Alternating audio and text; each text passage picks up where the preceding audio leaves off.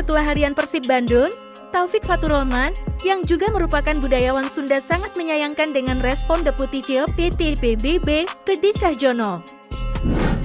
Dalam acara konsolidasi bersama 36 PS dan tokoh sepak bola Bandung di Gedung Asprof PSSI Jabar, Bandung, Minggu 24 Desember 2023.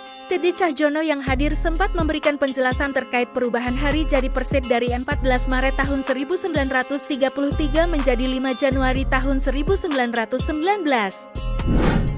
Tadi alasan Pak Teddy tidak masuk akal.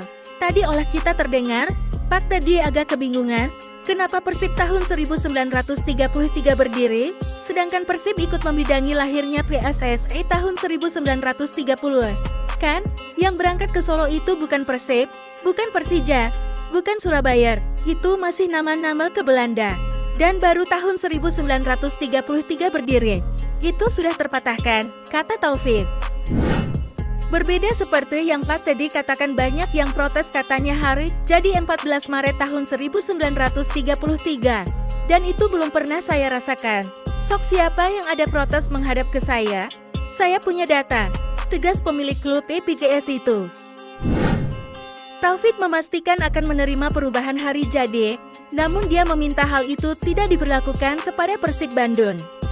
Jadi, kalau misalnya tetap dilaksanakan peresmian perubahan nama, silakan saja tapi jangan Persib.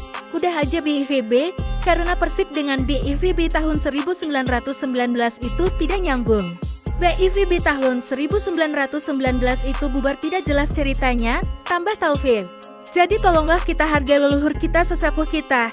Yang namanya nama itu Mona ngabubur berem ngabubur bodas beras merah beras puter. Walaupun sama profesional, saya tidak percaya, karena penelitian gimana yang bayar, kata Taufik. Sementara itu, CEO PT PBB, Teddy Cahjono, enggan berkomentar terkait permintaan 36 PF untuk menangguhkan hari jadi Persib menjadi 5 Januari tahun 1919.